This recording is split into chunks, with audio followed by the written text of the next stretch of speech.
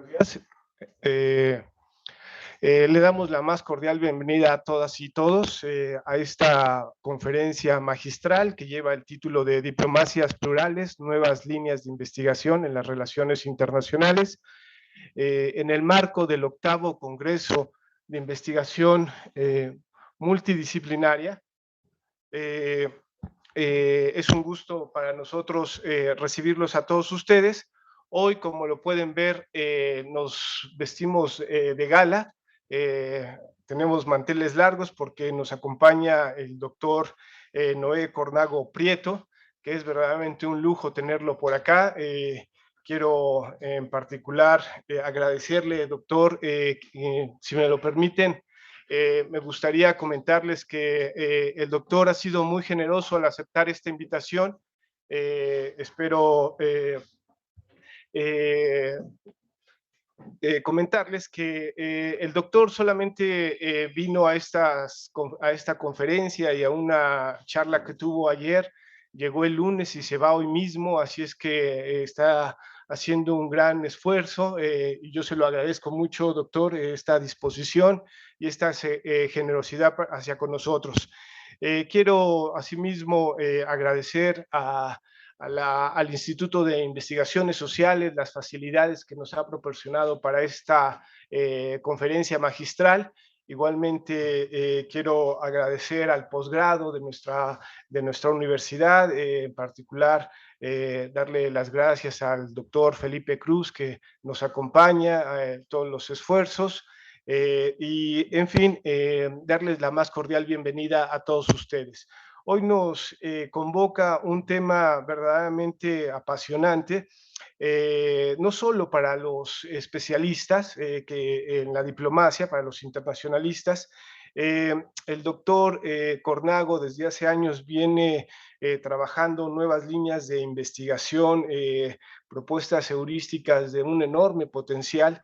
Entonces, creo que es una referencia obligada en estos temas, en los temas del conocimiento de la sociedad global actual. Si me lo permiten, comentarles que el doctor Noé Cornago dictará una conferencia de alrededor de unos 40, 50 minutos. Después el doctor Martínez Justo comentará algunas líneas. El doctor Martínez Justo ahora mismo se encuentra firmando un convenio de colaboración con una universidad. En unos minutos se incorpora y para ya integrar esta mesa. Mientras tanto, me ha pedido que por respeto al tiempo de todos los asistentes, iniciemos esta magna conferencia. Si me lo permiten, quisiera leer solamente algunos datos de del amplio currículum del doctor Noé Cornago Prieto. Él es profesor titular de Relaciones Internacionales en las áreas de Derecho Internacional y Relaciones Internacionales de la Universidad del País Vasco. Cuenta con estudios de comunicación y periodismo y tiene un doctorado en ciencias políticas y sociología. Su investigación, que ha obtenido el reconocimiento de 4 sexenios consecutivos de la Comisión Nacional Evaluadora de la Actividad Investigadora, se centra en las transformaciones de la diplomacia, los regímenes internacionales, la contestación de normas, el postdesarrollo y las relaciones entre estética y política. Es autor de un muy considerable corpus bibliográfico en el que destacan títulos como Teoría y Práctica de la Diplomacia Común Europea, en coautoría con Aldecoa y Rodríguez. Otro título más es Repensar la Unión Europea, Gobernanza, Seguridad, Mercado Interior y Ciudadanía, coeditado con Mouré y de Castro. Este texto es de 2019. Relaciones transfronterizas y para diplomacia en América Latina, aspectos teóricos y estudio de casos, como editor con González y Obando. Igualmente de publicaciones en inglés, entre las que destacan algunas de las más recientes, Plural Diplomacies, Normative Predicaments and Functional Imperatives, y es coautor con Costas Constantinou y Fiona McConnell de Transprofessional Diplomacy. Ha sido investigador visitante en la Universidad Estatal de Ohio, en la Universidad Laval y en la Universidad de Idaho, profesor visitante en los Institutos de Estudios Políticos de Burdeos y de París, y Bass Visiting Fellow en San Antonio's College, Universidad de Oxford, así como director científico del Instituto Internacional de Sociología del Derecho en Onati, España. Ha ofrecido conferencias como invitado en universidades de Alemania, Chipre, Francia, Holanda, Italia, Suecia, Portugal, Reino Unido y Rumania, así como en Chile, Colombia, República Dominicana, México, Perú, Estados Unidos y Marruecos. Es miembro del consejo editorial de Hay Journal of Diplomacy y de Diplomática Journal of Diplomacy and Society. Es promotor de diversos acuerdos con varias agencias de Naciones Unidas y colaborador del Consejo Europa. Y desde luego es una referencia obligada en estas nuevas expresiones de la política y además como dije, una persona muy generosa. Por tanto, es un gusto, un privilegio tenerlo hoy aquí con nosotros. Muchas gracias, doctor, y adelante. Muchísimas gracias, doctor Hernández. Muchísimas gracias también a todo el equipo, tanto del campus de Acatlán, ¿no?, como los colegas, ¿no?, y personal de este centro, ¿no?, que nos han acogido en el día de hoy. La verdad es que para mí es todo un honor estar en la UNAM. Yo diría que para un académico de habla hispana, pues no pasar por la UNAM sería algo que uno al final de su carrera pensaría, ¿no? Qué pena no haber pasado por la UNAM. La UNAM es una universidad que es una referencia mundial, ¿no? Y me siento muy, muy orgulloso y, no sé cómo decir, especialmente feliz de esta invitación. El tema que me han propuesto es un tema en el que vengo trabajando muchos años, que sería una aproximación al estudio de la diplomacia que deliberadamente, pues yo creo que surgió con la vocación de ser un poco innovador, en el sentido que tenía yo la impresión de que muchos estudios sobre diplomacia se estaban quedando cada vez más alejados de lo que era la evolución de la diplomacia en la realidad. Y si tuviera que resumir la sesión de hoy, les puedo decir que sería fácil, sería que la diplomacia, que siempre se ha solido enunciar en singular, pues tenemos la impresión, por una serie de consideraciones que les voy a ofrecer, ¿no?, que deberíamos empezar a enunciarla en plural. Debo decir que yo la presentación la he hecho pensando en el público. Tiene un elemento gráfico con algunas diapositivas, al final tiene un poquito más de texto, donde quiero que haya algunos aspectos que puedan tener sentido retener, pero quiero que sea una intervención que les pueda interesar, que digamos, puedan disfrutarla incluso. Y en algún elemento puede parecer un poco provocadora, pero no es provocación. Es más bien la idea de que podamos entrar todos a estar en el tema, ¿no?, centrarnos en esa discusión. Por lo demás, podría venir acompañado por un curso que tengo publicado en los cursos de Derecho Internacional y Relaciones Internacionales de Vitoria-Gasteiz, que lo tienen de acceso libre, que sería una versión, digamos, como para estudiantes de grado o comienzo de posgrado, que no es exactamente lo mismo que voy a presentar aquí, ni mucho menos, pero sería un material de apoyo. Y un segundo material de apoyo, si les pudiera interesar, pues sería el libro que ha mencionado el doctor Hernández, el libro Plural Diplomacies, que además de que se puede encontrar en las librerías, pero se puede encontrar también en las bibliotecas y hoy en día se puede encontrar gratuito, ¿no?, en todas estas redes piratas, ¿no?, de acceso, de descarga. Así que yo también les animo a que incluso por ese medio se puedan hacer con el libro. Bueno, la presentación va a tener tres partes. La primera se llama Sentidos de la diplomacia. ¿Por qué? Porque yo creo que se impone acercarnos a esta cuestión problematizando un poco la manera en que solemos pensar la diplomacia. La solemos asociar sobre todo, por supuesto, como es normal, ¿no?, a los sistemas de representación y de relación formal entre Estados, ¿no?, a través de sus servicios exteriores, pero la diplomacia tiene una historia muy larga y tiene una serie de dimensiones que escapan, digamos, a esa aproximación formal, a esa asociación estricta, ¿no?, entre lo que es la diplomacia, pese a su historia, ¿no?, tan remotísima, y lo que es la realidad actual, ¿no?, de la diplomacia entendida en el sentido estrictamente formal. Entonces, esa problematización nos va a permitir introducir algunos elementos que nos van a ayudar a entender también por qué ese énfasis en la pluralización de la diplomacia que les quiero señalar. La segunda parte se va a referir a lo que vamos a llamar la diplomacia y sus descontentos, que va a ser intentar esbozar cómo en el contexto de las últimas décadas, pues parecería que la diplomacia está en entredicho, que está en crisis, que incluso su centralidad, ¿no?, como estructura fundamental, ¿no?, de relación en el sistema internacional y particularmente entre Estados, ¿no?, parecería en entredicho. Entonces vamos a discutir brevemente sobre eso. Y finalmente, lo que les quiero plantear es lo que he llamado de manera un poco provocadora la imposible vuelta al orden. Es decir, la idea de que tal y como se ha concebido la diplomacia, como se concebía, por ejemplo, a mediados del siglo XX, ¿no?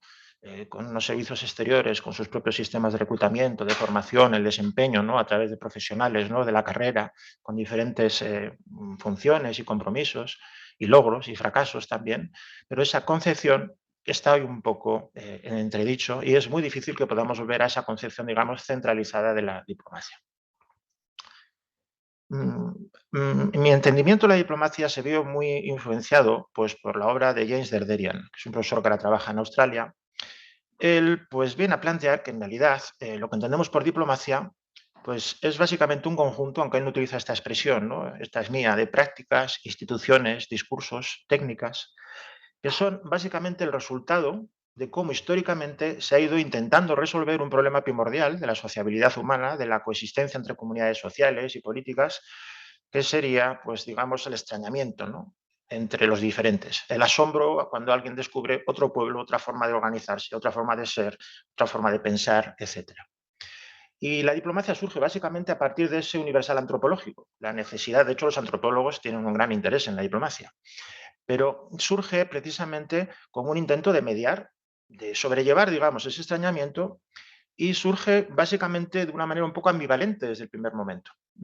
Digamos, la famosa ambigüedad de la diplomacia prácticamente tiene su origen en un universal antropológico y es que ante el extraño, pues primero somos cautos, después quizás, no siempre, pero podemos animarnos, ¿no? A intentar establecer un cierto acercamiento, pero ese acercamiento es prudente, a la vez afirma el acercamiento y la distancia. Pero claro, cuando la diplomacia empieza históricamente en su genealogía más remota, es porque en definitiva encontramos al otro merecedor de interlocución.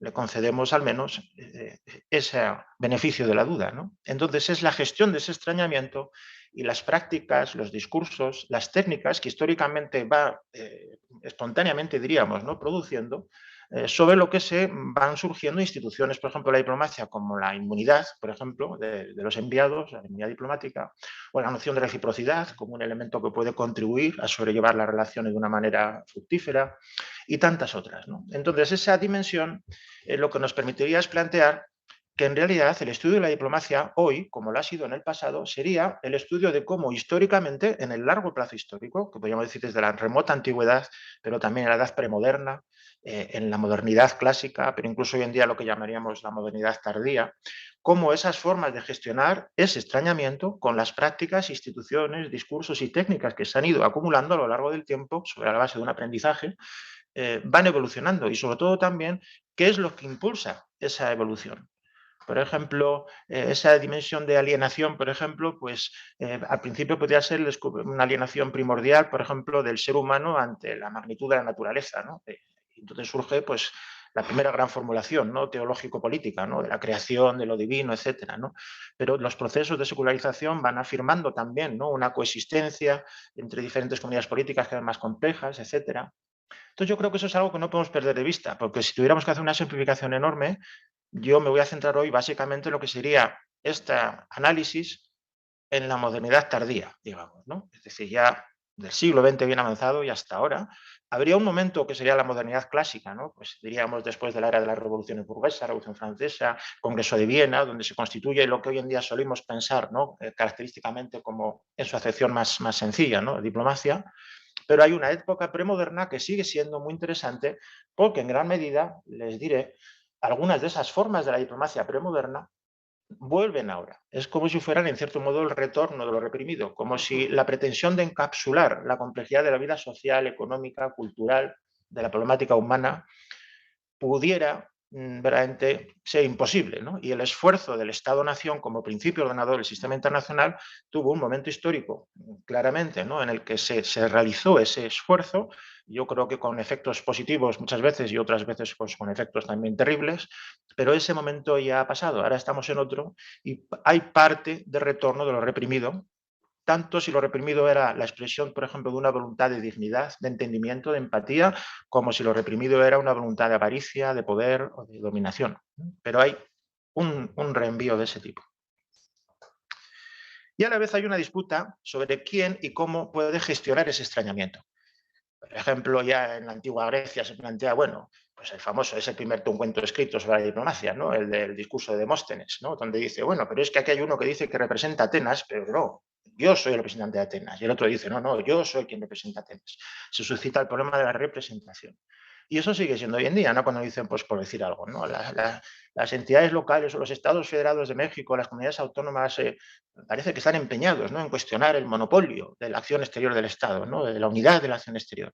Pero esa disputa sobre quién está habilitado para representar y hasta qué punto, ¿no?, pues eso es algo que es histórico, incluso en momentos históricos, como ha conocido también México, ¿no?, o como pasa ahora con algunos estados, y España desde luego lo ha conocido, en la que había una doble estructura, ¿no?, una rivalidad. Por ejemplo, España llegó a tener embajadores en el Vaticano, ¿no?, en Roma, que representaban diferentes dinastías en contexto de las guerras de sucesión. Entonces, todo eso es algo que en el pasado se presentaba de una manera y hoy en día esas disputas sobre quién representa y qué es lo que representa, hasta el enunciado ese, ¿no?, de los movimientos sociales, no nos representan, ¿no?, no en mi nombre, toda esa disputa es muy importante y es central en la diplomacia. Y el caso es que si vamos, por ejemplo, a los diccionarios de las enciclopedias, nos encontramos, yo lo he consultado en un montón de lenguas, las que me atrevo a hacerlo, digamos, ¿no?, que serían 3 o 4, pero no pierdo oportunidad de a cualquier otra persona que conozca para la otra lengua, le digo que hagan la prueba. Y es que tomemos el diccionario que tomemos, siempre vamos a encontrar, cuando se refiere a la diplomacia, 2 acepciones. En la Real Academia Española de la Lengua, por ejemplo, en el diccionario hay una primera acepción que claramente pertenece al campo semántico de las relaciones entre estados. Puede ser más o menos restrictiva, más o menos formalista, pero siempre hay esa primera acepción y una segunda que remite al campo de las relaciones sociales, como si fueran 2 mundos diferenciados, las relaciones entre estados, las relaciones sociales. En los famosos diccionarios estos de Oxford y de Cambridge pasa exactamente lo mismo, aparecen las 2 acepciones. Y yo hice la prueba con decenas de diccionarios, he quitado muchos de la presentación, ¿no? Estas son cosas que suelo llevar al aula de la Academia Francesa, exactamente lo mismo. Y cuando vas examinando esto, enseguida percibes que, por un lado, se ven como 2 campos semánticos, 2 acepciones de la noción de diplomacia. Hay algunos elementos que parecen comunes, pero normalmente la acepción referida al Estado evita hacer valoraciones, no suele decir si es bueno, si es malo. Sin embargo, en la acepción de las relaciones sociales es donde aparecen nociones de hipocresía, de doble lenguaje, de manipulación. Es bien interesante cómo ha cristalizado en los diccionarios estas 2 acepciones. Pero, ojo, si lo pensamos despacito, lo que ocurre es que esos 2 campos semánticos solo lo son aparentemente, porque a menos que estuviéramos reificando al Estado, convirtiéndolo y cosificándolo, ¿no?, como si existiera más allá de la sociedad que lo sostiene, pues en realidad es un solo campo semántico. Es decir, hay una continuidad entre lo que sería, y históricamente es así como se forma, las formas que han dado lugar a la diplomacia en las relaciones sociales entre grupos humanos, crecientemente más complejas, ¿no?, y a través de estructuras cada vez más amplias y más complejas, y las propias relaciones entre estados. ¿Y eso qué significa? Pues puede sonar un poco así provocador, pero en realidad no lo es. Por ejemplo, durante siglos la diplomacia fue dinástica. Es decir, que esto que les digo, como ven, no es un invento mío, es algo que realmente en la historia ha sido así durante mucho tiempo. En la edad premoderna, naturalmente, ¿no? En la edad moderna, pues es un poco diferente. Pero si no establecemos si no restituimos esa continuidad, pues seríamos, por ejemplo, incapaces de entender qué implicaciones tiene y sobre todo también, por supuesto, qué razones, qué es lo que explica, quiero decir, que a lo largo de siglos, por ejemplo, se haya producido en la configuración, por ejemplo, de los sistemas diplomáticos de los estados, en su época clásica, ¿no?, de creación del Estado-nación, pues diferentes formas de exclusión. Exclusión, desde luego, de las mujeres en los sistemas oficiales. Hoy en día se estudia que en la edad premoderna las mujeres eran más influyentes en el antiguo régimen, digamos, como princesas, como reinas, como hijas o madres, ¿no?, del soberano, o como soberanas, por supuesto. Y sin embargo, es en la modernidad cuando ese papel se desdibuja, cuando va surgiendo propiamente un cuerpo de servidores del Estado que son característicamente hombres, ¿no? Pero hay también exclusiones, por ejemplo, de clase, ¿no? Incluso ya bien entrado el siglo XIX hasta comienzos del siglo XX, en muchas cancillerías del mundo y desde luego en Europa también, pues había que ser propietario, ¿no?, por ejemplo, ¿no?, para ser diplomático. Y por supuesto las exclusiones también de raza. Es decir, que cuestiones como esas nos permiten ver que esta continuidad que les sugiero es importante y quizás nos ayuda a prefigurar también por qué todo ese pluralismo de voces, ¿no?, que critica la diplomacia, ¿no?, oficial, o por qué la diplomacia oficial parecería tan alejada, ¿no?, de esas preocupaciones. Y un ejemplo que me gusta mucho utilizar es este, porque yo cuando lo vi me pareció todo un descubrimiento. Esto es una foto que retrata un encuentro que tuvo el jefe de negocios de la Embajada de Sierra Leona en Estados Unidos, justo en el momento de las independencias, entre los años 50 y 61 se multiplica la presencia de representantes diplomáticos de estados africanos y de algunos asiáticos. Y es en ese contexto en el que estos diplomáticos, que formaban parte a todos los efectos formales del sistema diplomático y que disfrutaban formalmente de inmunidades y privilegios, descubrían que, sin embargo, no podían ir a los mismos restaurantes que otros diplomáticos, no podían llevar a sus hijos a las mismas escuelas y entonces veían el mismatch este, o sea, el, el el desencajamiento entre lo que sería la dignidad que corresponde a un alto representante del Estado, que tiene además esa inmunidad y esa inviolabilidad, y el hecho cierto que se le cerraba el paso a estas cuestiones. Solicitaron una entrevista con Kennedy haciéndole ver, se reunieron todos ellos, eligieron a este de portavoz y le hicieron ver, y a Kennedy le costaba verlo, tuvieron que insistir mucho para que le recibiera, que verdaderamente era inverosímil que Estados Unidos pudiera ser el líder del llamado mundo libre si seguía manteniendo esa práctica. Y se ha estudiado esto, aunque es un tema relativamente desconocido, que esto fue clave para que el Departamento de Estado presionara dentro del establishment norteamericano para acabar con las leyes de segregación racial. Entonces, cuando surgen, por ejemplo, incidentes diplomáticos que tienen que ver, pues no sé si recuerdan, ¿no? Por ejemplo, la cónsul de India en Nueva York, por un asunto, ¿no?, que tenía una empleada en régimen casi de semiesclavitud, pues fue detenida, pero se violó su inmunidad, ¿no? Entonces hubo unas grandes movilizaciones en India, pero movilizaciones de centenares de miles de personas en la calle, porque entendían que la dignidad de su representante no era ya la suya propia, era lo indigno de cómo habían tratado a la representante consular, que no es lo mismo que una misión propiamente de embajada, por supuesto, y de esa manera se restituía también en la conciencia colectiva, digamos, ¿no?, de la sociedad india, pues esa ofensa, ¿no?, como una ofensa que les afectaba directamente. Es decir, que yo les querría sugerir para acabar esta primera parte la idea esta de que la comprensión de la diplomacia nos exige restaurar la continuidad existente entre esas formas y los usos, ¿no?, que podríamos llamar diplomáticos en las relaciones sociales o entre grupos sociales más o menos complejos y, por supuesto, las relaciones entre estados. Y ya en el origen estarían todo el recurso entre las formas políticas originarias, ¿no?, de relación, la apelación, por ejemplo, a metáforas del parentesco, metáforas de la amistad, que son propiamente tomadas entre soberanos por referencia a cómo experimentaban en la vida social las formas de entendimiento. Y claro, así una mesa diplomática que esta es donde se negoció el Tratado de Versalles, nada menos, pues casi sin darnos cuenta, pues acabamos con la mesa de ping-pong, ¿no?, de 1971, creo que es, ¿no?, cuando el tema de la visita de Nixon en China, etcétera, ¿no? Entonces, aquí se restituye también, la diplomacia llega a apoyarse en las mesas de ping-pong en un momento tan serio como era aquel, o sea, que tampoco es que pareciera tan frívolo. Después tengo aquí un repertorio, porque los incidentes diplomáticos nos permiten mostrar que esto que les digo, que al principio sorprende, pero la verdad es que está presente, ¿no? Esto, pues no hace falta, ya se explica por sí solo, ¿verdad? Esta es la salida de tono, ¿no?, del rey de España en una de las cumbres iberoamericanas cuando le espetó, ¿no?, al presidente de una república, pues lo que le dijo, ¿no?, que por qué no se callaba, ¿no? Y claro, no puedes evitar pensar que era el único representante de una monarquía de un montón de repúblicas. Y claro, además era la monarquía española, que tiene una relación muy, muy directa, ¿no?, con lo que es la historia de la emancipación colonial y de las revoluciones, ¿no? Entonces, ese elemento de repente inmediatamente invoca a la opinión pública. Todo el mundo tiene una opinión sobre esto. Si vamos a YouTube, hay millones de personas que están en contra, por supuesto, de la salida de tono del rey Juan Carlos, pero hay otros millones que están a favor, que dicen, no, es que este se lo estaba buscando, ¿no? Entonces es bien interesante cómo la diplomacia, que parece que está dormida, que a nadie le interesa, cada vez que hay un incidente, le interesa a todo el mundo. Tengo aquí otro mexicano, que esta sería un poco las preocupaciones. Ustedes se acordarán de esto, ¿no? Esto es cuando, bueno, me alegro porque, claro, cuando esto lo presento en otros sitios, ¿no?, este ejemplo, pero esto muestra también eso, ¿no? Muestra cómo, por mucho que México y Estados Unidos sean dos grandes estados con enormes capacidades y una enorme tradición diplomática, pero hay el elemento este que les digo, ¿no? Que nos dice que hay algo que siempre se nos escapa.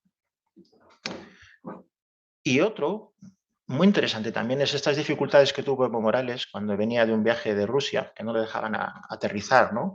Y no le dejaban aterrizar, al final fue Rajoy que le dejó aterrizar después de mucho discutir en Canarias, ¿no? Pero claro, ese tratamiento a un jefe de Estado suscitó, y esto es interesante, algo que se conoce, por supuesto, para los historiadores de la política desde el antiguo régimen. Así que llega un momento en que el soberano, en este caso el presidente, ¿no? Constitucional, digamos, de la República de Bolivia, pero conecta con el cuerpo social, el cuerpo político, ¿no? Y entonces las penalidades que pasara Morales, ¿no? Al no poder aterrizar, inmediatamente interpelan a la sociedad boliviana, que se siente igualmente ofendida. Y en América Latina, no solo ellos, sino que otras muchas sociedades, hubo manifestaciones en toda América Latina a favor de... Y después la recepción, llegaron después ahí los jefes de Estado, tuvo ahí Ortega, estuvieron un montón, ¿no? Es decir, que ahí de repente vemos que esa visión desde arriba, ¿no? De la diplomacia, en el fondo solo se sostiene cuando esa ficción, ¿no? La soberanía del Estado se nos recuerda que en realidad depende del apoyo social que en última instancia recibe toda esa estructura de la diplomacia y de la relación entre Estados, y después, pues una vez que el incidente se resuelve, pues se restaura la ficción de nuevo, ¿no? Entonces, con esto lo que he querido es plantear, como les digo, pues una especie de replanteamiento, digamos, ¿no? Una visión un poco diferente de lo que es la diplomacia para hilvanar con esto que les quiero plantear. En esta segunda sesión, la parte esta sería sobre la diplomacia y sus descontentos. Aquí tengo también muchas ilustraciones. Hay una serie de libros, hay todo un género de libros que escriben diplomáticos que, decepcionados de la diplomacia, pues acaban contando, ¿no? Cómo han visto la diplomacia desde dentro, ¿no? Aquí uno se llama Diplomacia Sucia, que es un embajador, un joven embajador que fue nombrado como primer destino, Gilbert Murray, fue nombrado embajador en Uzbekistán, se quedó asustado absolutamente de las violaciones de derechos humanos que veía, quiso reportar al Foreign Office, el ministro no le hacía caso, él estaba escandalizado, no podía pensar que podían ignorar de esa manera las evidencias que le ofrecía. Al final límite, y después fue rector de una universidad escocesa. Otro, ¿no? Cállate que estoy hablando, ¿no? Que es las memorias de un joven diplomático en el servicio israelí diplomático, The Naked Diplomat, ¿no? Este es un diplomático británico que ahora es rector de uno de los colegios de Oxford, donde aquí él plantea también esa sensación de que la diplomacia, como se ha pensado, está ya como en entredicho. Y de puñaladas por la espalda para principiantes, desde un joven que consigue un puesto en Naciones Unidas y le toca en medio de todo el escándalo del petróleo por alimentos, ¿no? De Kofi Annan, del hijo, perdón, de Kofi Annan, etcétera. Entonces, a veces podríamos decir, ¿no? La diplomacia una y otra vez parece no funcionar. La diplomacia ensimismada, ¿no? Parece haber perdido credibilidad. Las formas clásicas de representación diplomática parecería que se ven contestadas. Y los servicios diplomáticos oficiales se ven desplazados y parecen tener una posición crecientemente marginal. Disculpa. Perdón. Bienvenido, doctor Martínez Justo. Y si hacéis la prueba, o hacen, perdón, se me escapa el tú, ¿no? Del País Vasco. Si hacen la prueba de poner en Google en cualquier momento de su vida y en cualquier lengua, fracaso de la diplomacia, se van a quedar asombrados de las entradas que hay, ¿no? Es una cosa verdaderamente loca. Algunas son un poco hiperbólicas, ¿no? Este es un artículo de un periódico ruso, no digital, del 2012, dice el fracaso de la diplomacia universal, nada menos, ¿eh? Y bueno, hay toda una literatura ya más seria académica que se dedica a analizar precisamente cómo en ocasiones conflictos que se vuelven terroríficos se pueden entender también como un fracaso de la diplomacia.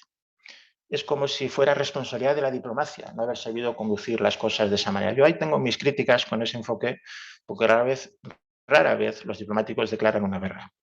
Lo que puede ocurrir muy a menudo es que sean incapaces de contenerla. Pero hay todo un género de expresiones, ¿no? De lo que sería eso, esa crisis de la diplomacia. Además surgen como otras formas de entender la organización del mundo y lo que llamaríamos relaciones internacionales en un sentido amplio, pues una reafirmación de la política de poder, ¿no? De la realpolitik. La idea incluso de que se podría practicar la política exterior sin diplomacia, porque es cierto que son dos cosas diferentes, pero igual los políticos no necesitan a los diplomáticos, eso es lo que pretenden algunos, ¿no? Yo sostengo que sí, los necesitan, ¿no?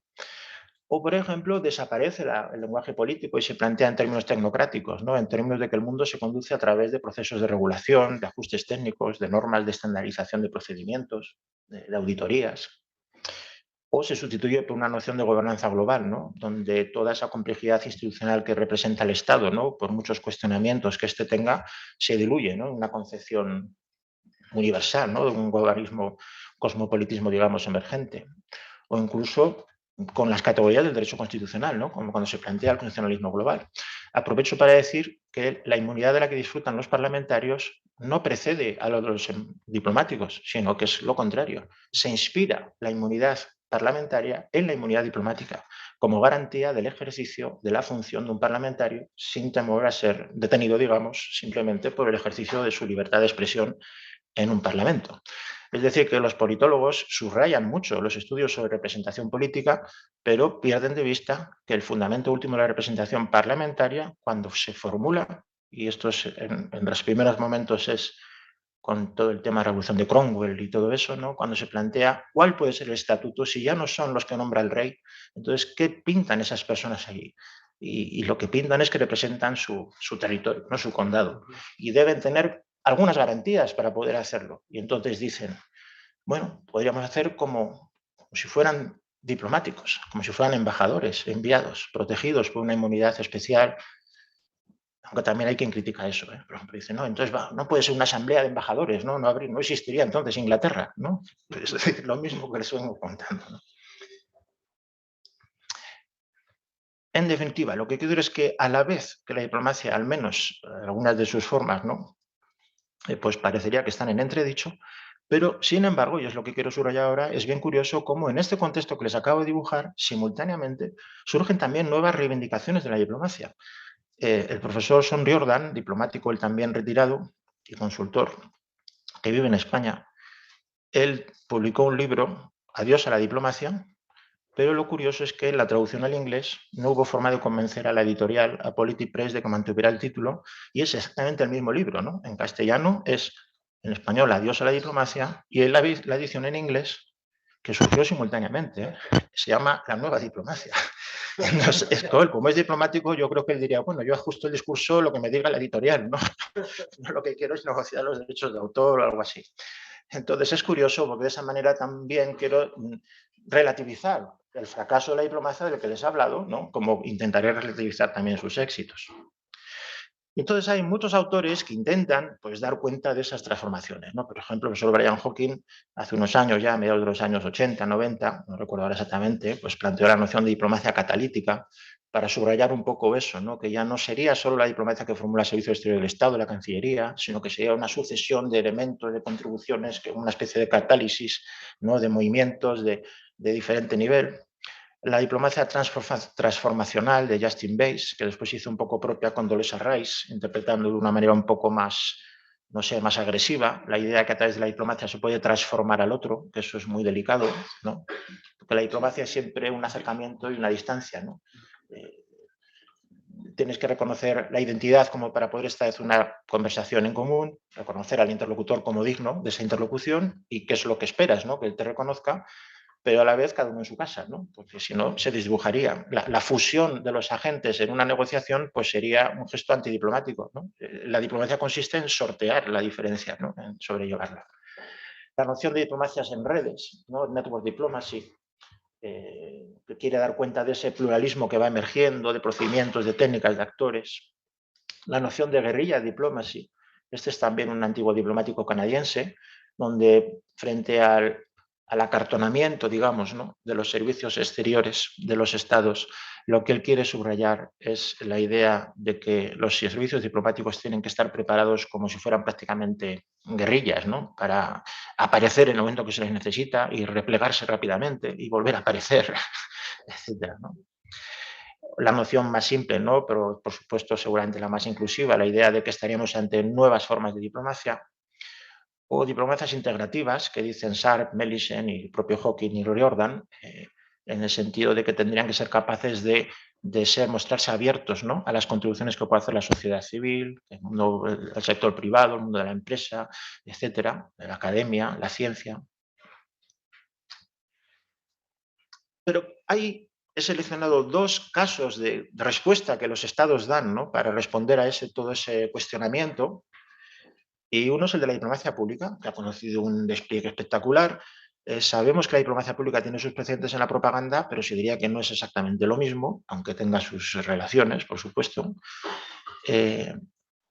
Pero es un poco paradójico lo de la diplomacia pública, porque justo cuanto más desdibujado está el contorno del Estado y más desterritorializado, digamos, la capacidad que el Estado pueda tener para controlar la opinión, las percepciones, ¿no?, porque hay un espacio mediático que cada vez está más en manos de grupos multimedia, de intereses diferentes, ¿no?, de los que el Estado quiera promover, pues es una labor inmensa, ¿no? Es decir, no sé, que un país como Eslovenia quiera a través de la diplomacia pública hacerse un hueco en el mundo, pues se ve que es muy difícil, ¿no? Le cuesta a Francia, ¿no? Le cuesta a España, le cuesta a Japón, cada vez más, que quién lo diría. Entonces, es como paradójico. Lo que revela es una insuficiencia. Las cancillerías dicen, bueno, estamos perdiendo terreno, pero vamos a invertir en esto. Pero no todo el mundo lo acepta igual.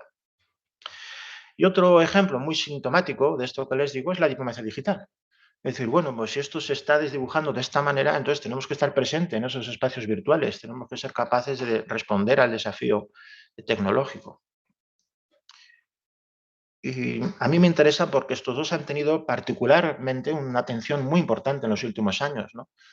Cuando Estados Unidos, por ejemplo, empezó con la diplomacia digital, dieron instrucciones de que los nuevos embajadores, al tomar posesión de su destino, tenían que grabar un vídeo y presentarlo a través de las redes sociales, pero no lo organizaron bien. Entonces había embajadores y embajadoras que hacían unos vídeos realmente horrorosos, ¿no? Otros, y además de una manera absolutamente, no sé cómo decir, artesana, no profesional. Otros, sin embargo, se hacían muy bien. Tuvieron que retirar todos los vídeos, ¿no? O sea, fue una cosa bien curiosa. Pero hoy en día ya hay unos desarrollos enormes donde incluso se recurre también a la inteligencia artificial, ¿no?, para asistir en los procesos de negociación, etcétera. Es decir, que es un mundo nuevo, pero esas dos expresiones, yo creo, diplomacia digital y diplomacia pública, dentro del potencial que naturalmente tienen y de los recursos que se invierte a ello, pero son muy expresivas de que algo falla, ¿no? Porque está incluso intentando responder a ese desafío en un terreno en que difícilmente puede pisar firme. Y después están pues toda esa serie de diplomacias, por ejemplo, corporativas, que ya las empresas ya a sí mismas orgullosamente, ¿no?, reclaman la denominación. Tampoco es nuevo, ¿no? Sabemos que existían las compañías de Indias, etcétera, que tenían plenas prerrogativas diplomáticas, que podían nombrar embajadores y representantes, ¿no?, con inmunidades, con privilegios. Tenemos también las diplomacias ciudadanas, ¿no?, que se van desarrollando, ¿no?, las ONGs.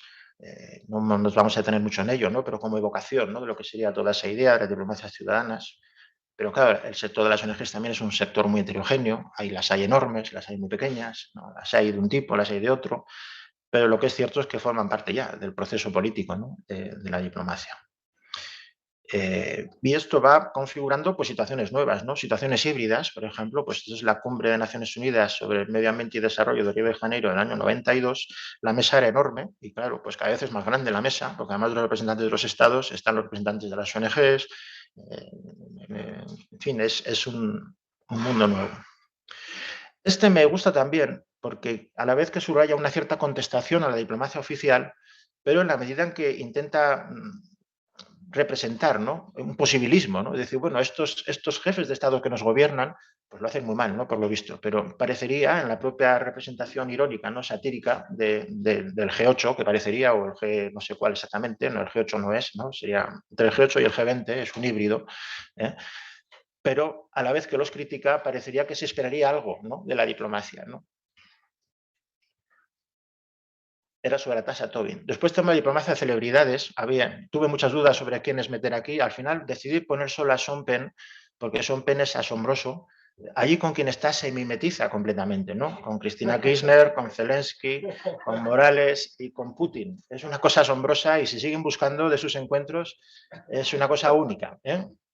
Entonces, ¿qué alcance tengan las diplomacias de celebridades? Pues seguramente poco. ¿Pero qué es lo que significa? Pues significa un cierto cuestionamiento de que la representación diplomática sería algo fundamentado en una noción pública de autoridad.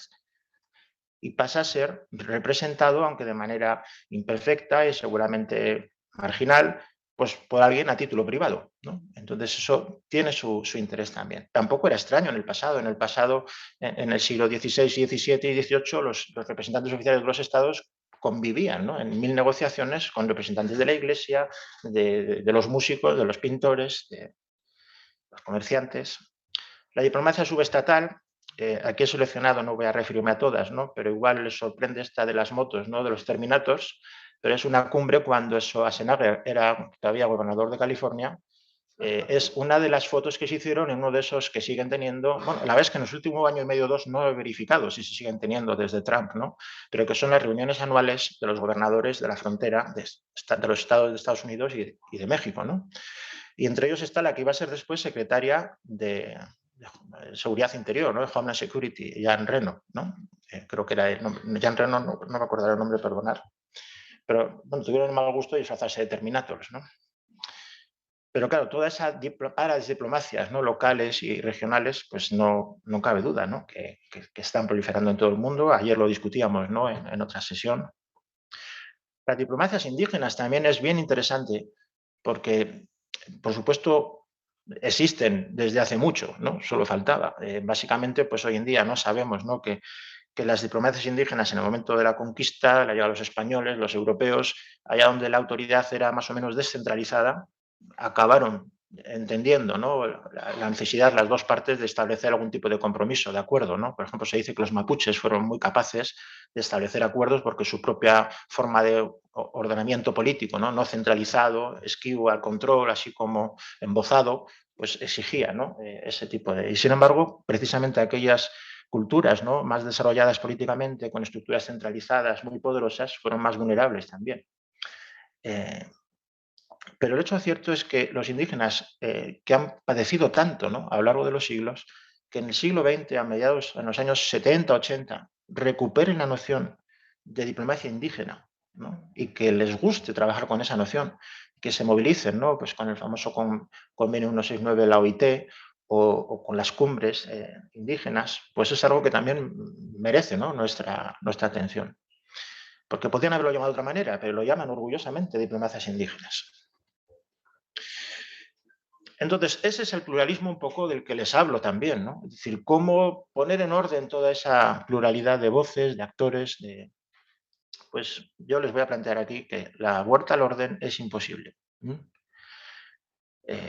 Esta parte es un poco más de texto, pero la idea sería que como resultado de la fragmentación del poder estatal, como resultado del auge de las autoridades privadas, del poder corporativo, incluso del desplazamiento de la relevancia del sector público hacia el sector privado, pero también del resultado de la creciente contestación social, de los movimientos sociales transnacionales, de su activismo, de su incidencia, pero también la mediatización del propio proceso político, ¿no?, a través del desarrollo de los medios de comunicación, de las redes sociales.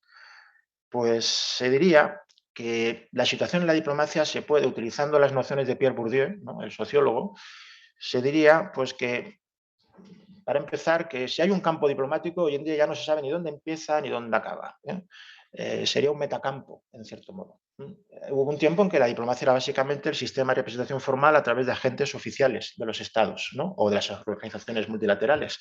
Pero hoy en día los propios estados ensayan formas muy diferentes de reclutamiento. Hay países como México que tienen un sistema que es completamente diferente del que tenga, por ejemplo, pues no sé, Holanda o España o Portugal. Entonces, cada estado tenía su propia tradición, unos a través de la función, ¿no?, con funcionarios del estado, otros a través de formas de reclutamiento muy dispar, y coexistían entre todos ellos, ¿no? Pero todos ellos se reconocían dentro del cuerpo diplomático. Es decir, en cualquier ciudad en la que estuvieran tenían un igual, un equivalente, ¿no?, que era el representante de cualquier otro estado, ¿no? Eso hoy en día es mucho más difuso. Es lo que impulsa esa transformación que desdibuja ese campo diplomático, y vamos acercándonos ya al final, sería pues intentar responder a dos grandes desafíos. Uno, el cómo todos estos elementos que serían manifestaciones, ¿no?, de un proceso de cambio, ¿no?, del sistema internacional, pues responde, por un lado, a la necesidad de los imperativos de lo que sería la integración funcional o sistémica global, los sistemas de producción transnacionalizados, los sistemas de comercio, de inversión, de estándar normalización industrial, quiero decir, todo lo que tiene que ver con el suministro de energía, con los transportes, las comunicaciones, etcétera, que es una agenda de grandes infraestructuras, pero también con los desafíos de integración social o normativa, en qué medida todas estas transformaciones que estamos viendo en los últimos 50 años afectan expectativas de bienestar, de justicia, de dignidad, de reconocimiento. Y en esa tensión entre lo funcional y lo normativo, pues surge todo esto. Por ejemplo, la diplomacia corporativa, con una preocupación típicamente funcional e instrumental. Las diplomacias indígenas, con una fundamentación, se diría, más normativa, más de reconocimiento, de dignidad, pero a la vez convergen las agendas. Por ejemplo, las empresas desarrollan la responsabilidad social corporativa porque creen que les conviene hacerlo, ¿no?, para restituir una cierta legitimación social, y los indígenas acaban reclamando formar parte, ¿no?, del negocio, digamos, ¿no?, de lo que supone la explotación, ¿no?, de las riquezas de sus tierras ancestrales. Entonces podríamos hablar de soberanías perforadas, que no es una expresión mía, pero que es muy gráfica. La formularon estos dos profesores, Duchacek y Soldatos, como la soberanía del Estado se ve perforada a través de infinidad de contactos transsoberanos, decían ellos. Este es un libro que tiene ya 40 años. Y que lleva situaciones de estas, ¿no?, como una cumbre como esta, que tenemos aquí desde Bono hasta Hillary Clinton, Bill Gates, Zuma. Y la otra visión sería, además de las soberanías perforadas, que sería esa dimensión funcional, de integración sistémico, como una gran maquinaria mundial, ¿no?, que perfora la soberanía del Estado, lo que podemos llamar el pluralismo agonístico, es decir, cómo en esos procesos de transformación las concepciones, las pretensiones, digamos, de unificar a toda la población bajo una identidad única, ¿no?, es decir, sería lo que, por ejemplo, en Asia, ¿no?, dice, ¿no?, el fracaso del Estado postcolonial asiático, ¿no? ¿Cómo vamos a pensar que un país como India puede desarrollar un sentimiento de pertenencia a India al margen de cuáles otras cientos de diferencias que puedan tener culturales, lingüísticas, ¿no?, religiosas, una población de un país tan inmenso, ¿no? O México, ¿no?, cuando, si desde la propia revolución intenta tener presente el elemento indígena, pero después los indígenas dicen, no, pero no nos gusta como lo tenéis presente, ¿no?, vamos a formularlo de otra manera, ¿no?, y aparece el elemento, ¿no?, como un elemento también, un actor político relevante. Bertrand Badi, este profesor francés de Sciences Po, él tiene este libro, La diplomacia y el intruso, pues que se refiere un poco a eso, cómo los diplomáticos no pueden evitar la sensación de que hay una cierta intrusión en su trabajo. Y claro, es ambivalente, ¿qué pueden hacer? No pueden cerrarse a ello. Cuanto más se cierran, más se socavan su relevancia. Entonces tienen que abrirse, es un elemento ambivalente, ¿no? Y a veces toma estas formas, ¿no?, de contestación, por eso, para evocar un poco el desorden, ¿no?, lo he puesto también. Claro, hay una problematización de la formalización del interés nacional. Por ejemplo, pues el gobierno federal formula una estrategia de política exterior, pero los estados federados quieren participar también, ¿por qué no las ciudades? Entonces salen las empresas, después las asociaciones científicas, las ONGs. Una problematización de la unidad de acción exterior del Estado, que se formulaba en términos estrictamente formales, ¿no?, pero después no se cuestionaba, ¿no?, y sin embargo hoy en día se sigue formulando en términos formales la unidad de acción exterior del Estado, pero esta está cada vez más cuestionada, ¿no? Una problematización de la distinción entre política interna y política exterior, una problematización de la propia comunidad política y a quien representa, el famoso no nos representa. Cada vez que hay un incidente diplomático que afecte a Estados Unidos, la mitad de los norteamericanos dicen, no, mi presidente no me representa. Cuando el incidente invoca, por ejemplo, a China, a la República Popular China, el 90% de los chinos dicen, sí, la posición de mi gobierno me representa. Eso es muy interesante porque revela un vínculo entre la comunidad política interna y el orden político interno y el orden político internacional. Y después también uno que a mí me gusta mucho subrayar, me parece que es muy importante, que es una problematización del fundamento público, de la autoridad sobre la que se establece un sistema internacional, ¿no?, de relaciones, como resultado del auge, ¿no?, del poder privado. Ahí voy a mencionar muy brevemente, y acabamos ya, un ejemplo que parecería alejado, ¿no?, de toda esta variedad que estoy diciendo, que serían las transformaciones que está conociendo el derecho diplomático, que se suele presentar como completamente al margen, ¿no?, una cosa muy viejita y muy trasnochada, pero que está conociendo unas transformaciones asombrosas, ¿no?, que modifican instituciones, algunas de ellas de siglos. Por ejemplo, un cuestionamiento del entendimiento clásico del reconocimiento de estados. La política, los movimientos sociales, los intereses llevan a una cierta multilateralización del reconocimiento. Por ejemplo, el caso de Kosovo, ¿no? La Unión Europea está dividida, aunque los que no reconocen a Kosovo cada vez son menos, ¿no? Pero se invoca una especie de presión, oiga, es que casi todos estamos de acuerdo en reconocer Kosovo, pero eso es extraño completamente, no a la diplomacia de hace 50 años, es extraño a toda diplomacia en la historia, ¿quién le podría decir a un soberano que porque otros soberanos le reconocieran tenía que reconocerlo él también? Pues si lo hacía ya no era soberano, ¿no? Esa famosa visita de la misión McCarthy, ¿no? A China, ¿no? Tarda 3 años en llegar, el emperador tarda meses en recibirle y le dice: no me interesa absolutamente nada de lo que me puedan ofrecer. Dígale a su rey que no me he ofendido por esta vez, pero que por favor no queremos saber nada de ello. Esa indisposición, ¿no?, a aceptar un interlocutor que pueda cuestionar tu autoridad. Entonces, cuestionamiento del entendimiento clásico del reconocimiento de estados con formas nuevas, ¿no?, que están surgiendo. Un aspecto que celebran mucho pues en los despachos de abogados, ¿no?, que es todo el auge del arbitraje, la judicialización de la política internacional, los tribunales arbitrales de toda naturaleza, toda esa proliferación de mecanismos institucionalizados, aunque no propiamente los del derecho internacional público, sino otros, ¿no?, la ley mercatoria, etcétera, ¿no?, desdibuja un poco una de las funciones históricas de la diplomacia, que era precisamente la negociación y la resolución pacífica de las disputas. La inversión, por ejemplo, de la lógica de la protección diplomática, que a comienzos del siglo XX, cuando se formula, porque es relativamente reciente esta noción, esta institución, básicamente consiste en que si a un nacional, por ejemplo un mexicano, se ve envuelto en una situación dolosa, por ejemplo, ¿qué diría yo?, en Camboya, la violación, ¿no?, de la dignidad de ese nacional mexicano justifica que el Estado mexicano, si lo decide, ejerza su protección, porque ofendido el nacional está ofendiéndose al Estado. Hoy en día es justo al revés. No hace falta ni que sea un nacional el que exige que se le proteja. Puede ser un accionista de otro país, pero de una empresa cuyas acciones tienen una titularidad pública en su registro en un Estado. Entonces, ese accionista que ve que le van a nacionalizar sus acciones, por ejemplo, o van a modificar la ley, invoca la protección diplomática. Y el Estado la tiene que ofrecer, porque ya es una exigencia, porque se formula en términos de un derecho humano a la protección diplomática. Y al principio se desarrolló todo esto en el ámbito del derecho internacional de derechos humanos. Un nacional que veía que estaba en riesgo, ¿no?, solicitaba protección. Pero es que hoy en día, insisto, lo invocan los accionistas de las empresas, planteándolos sobre una lógica de jus cogens, digamos, del imperativo de proteger ese derecho fundamental.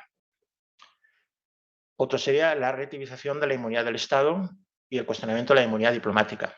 Hay desarrollos que se entiende que sean razonables también, porque ha habido mucho abuso también, ¿no?, de lo que son las inmunidades diplomáticas, estableciendo, por ejemplo, un límite en razón de los derechos humanos, por ejemplo, o, por ejemplo, de un comportamiento ostensiblemente criminal, ¿no?, del agente diplomático, que justificaría ya previamente limitar, ¿no?, las inmunidades y la inviolabilidad del agente diplomático. O, por ejemplo, la proliferación de acuerdos que eso sí existían en la antigüedad, que son los SOFAs, ¿no?, los acuerdos para el establecimiento de fuerzas en el extranjero, en el exterior, en los que dos estados firman un acuerdo que establece condiciones completamente asimétricas. Por ejemplo, uno mantiene la inmunidad de su tropa y el otro renuncia a la inmunidad de la suya. Es un tratado de capitulación. En la antigüedad existían, ¿no? Entonces y después hay otro muy importante también, que sería el outsourcing de las funciones diplomáticas, ¿no?, y consulares, a través de la contratación pues, de diferentes empresas de servicios. Bueno, entonces es un panorama, ¿no?, en el que, como les digo, cada vez el campo de la diplomacia y el hábitus, que diría Bourdieu, que sería cómo los profesionales de la diplomacia han entendido su profesión, han interiorizado qué es lo que se espera de ellos, en qué consiste la dignidad que representan, ¿no? Todo eso empieza a haber ya un decalage, un distanciamiento. Entonces se produce, pues básicamente, y acabo ya con esto, para que nos dé tiempo para discutir un poco, pues un desajuste, un desajuste cada vez más ostensible, en el que la diplomacia, y sus profesionales están cada vez más fuera de juego y no se reconocen en ese espacio. La solución de la transprofesionalización, ¿no?, que es un trabajo que hemos hecho con unos colegas, pues sería una de las soluciones, es decir, bueno, vamos a abrirnos, no podemos hacerlo todo, pero vamos a concebir nuestro trabajo como en diálogo, ¿no?, con otros expertise, otros conocimientos, otros saberes, etcétera. Bueno, yo creo que vamos a dejar aquí para que tengamos tiempo para discutir, pero en definitiva esto sería un poco esa pluralización de la diplomacia de la que les hablaba. Muchísimas gracias.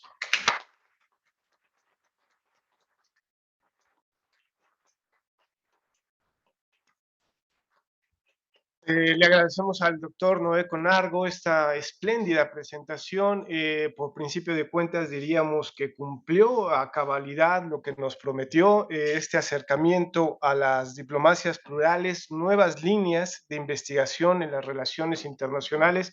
Como se han dado cuenta, nos ha advertido, nos ha llamado la atención, ha puntualizado varias de estas nuevas líneas de investigación en relaciones internacionales.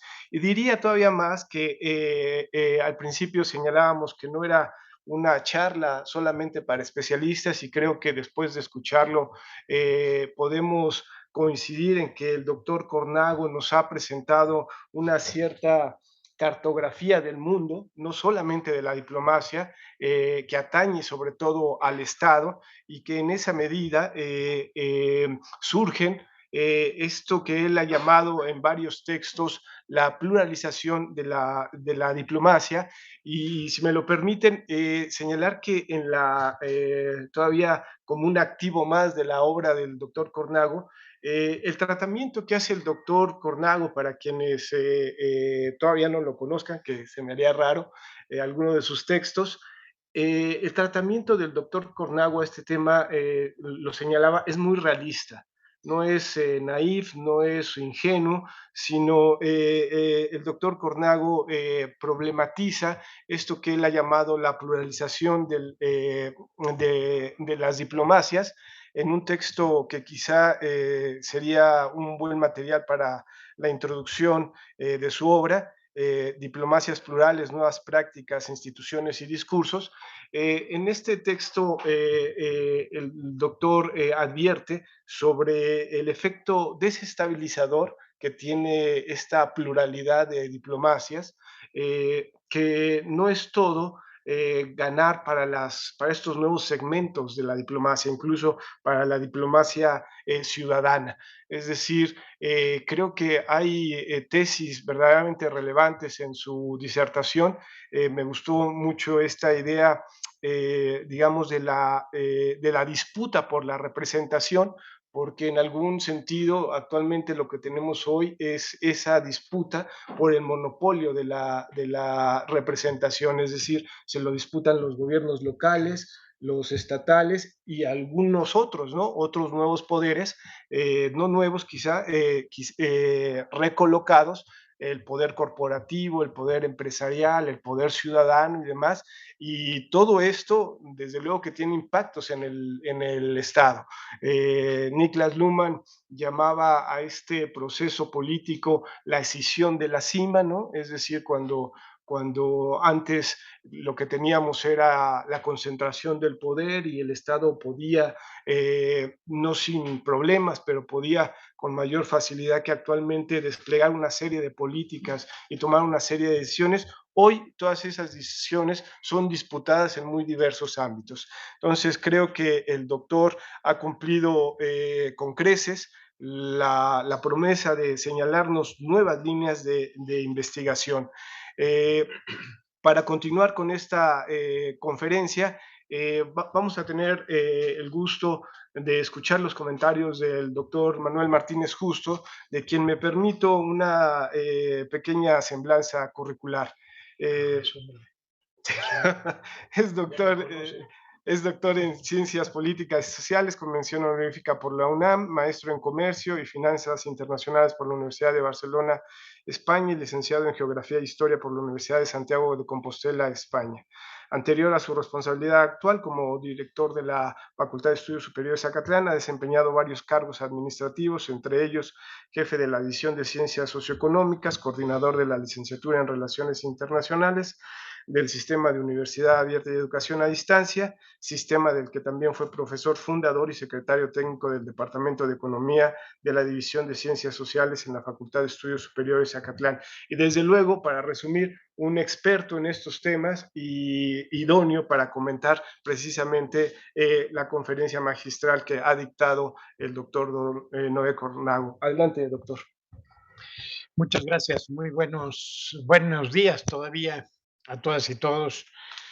Primero que nada, permítanme agradecer la presencia aquí del profesor, el doctor Noé Cornago, a quien tuve el gusto de conocer hace muchos años, a través primero de su obra y posteriormente a través de una visita que tuve el gran privilegio de hacer a la Universidad del País Vasco y ahí conocerlo personalmente, además de reconocerle, y debo de hacerlo así públicamente, las atenciones que en ese momento me dieron.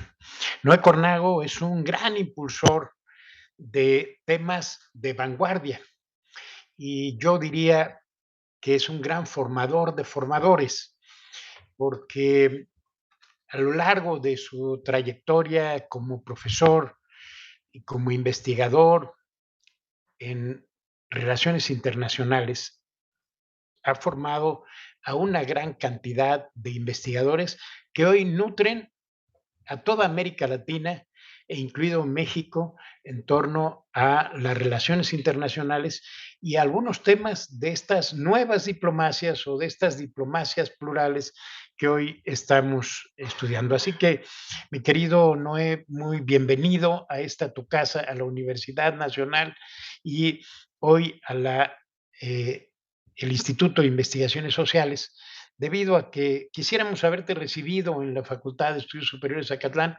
Tenemos un problema político que espero que muy pronto ya podamos resolver, pero me da siempre mucho gusto tenerte aquí, verte y sobre todo agradecerte también que hubieras tenido la voluntad de acercarte personalmente a México y de acercarte personalmente con nosotros. Hubiera sido muy sencillo dar esta plática a través de las nuevas tecnologías, del Zoom o de el Meet o cualquiera de las otras plataformas que tenemos. Ay, caray, déjenme alejar más esto. Se me hace que está rebotando el sonido. Eh, entonces, les decía que yo le agradezco mucho que esté aquí, porque además no es lo mismo el escucharte a través de estas tecnologías o el leerte en los múltiples libros y artículos que has escrito, sino tenerte aquí y poder de alguna forma compartir contigo estas ideas que aquí expone. También, si me permiten, también déjenme saludar a mi querida amiga, la doctora Ileana Cid. Muchas gracias, Ileana, por estar aquí acompañándonos. Eh, también.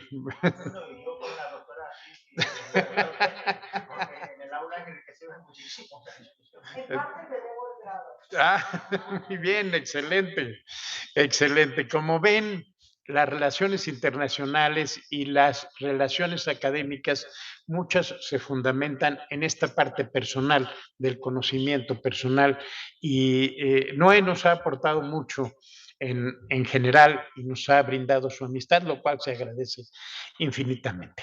Y siempre que lo escucho, y lo escucho con mucha atención, eh, yo lo calificaría como un gran provocador. Eres un gran provocador, profesor Cornago, porque nos haces pensar y repensar, eh, así como nos abres la posibilidad de nuevas líneas de investigación. Hace varios años que coincidimos en muchos temas, pero también en una visión de que las relaciones internacionales están cambiando y están cambiando profundamente. Y de esto he visto que trató esta conferencia magistral. Hoy en día, la concepción estatocéntrica de las relaciones internacionales y una concepción muy lineal en donde debíamos de estudiar al Estado, su interés nacional, para partir de ahí entender las relaciones internacionales y poder explicarlas y poder teorizar con ellas, yo creo que ya no es válido. Vivimos en un mundo de transformación, como nos lo presenta el profesor Cornago, y en este mundo en transformación hay ya muchos actores internacionales, hay muchos actores que intervienen en el ámbito internacional, que hay una disputa por la representatividad, desde luego. ¿Quién tiene la representatividad de México o de España o del Estado español o del País Vasco o de Cataluña o de Gales o de Escocia?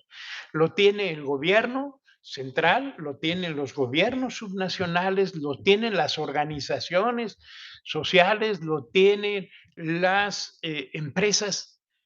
Hay una disputa constante entre eso. A veces en las relaciones internacionales y los que enseñamos relaciones internacionales nos centramos en la diplomacia tradicional, pero no tenemos en cuenta que hoy en día hay una pluralidad, como él nos expresa aquí, una pluralidad de diplomacias, una pluralidad de actores que tienen intereses diferentes, que tienen comportamientos distintos, que tienen estrategias totalmente disímbolas a veces y que de alguna manera tenemos que integrar para explicar las relaciones internacionales y para explicar el funcionamiento de la sociedad internacional actual.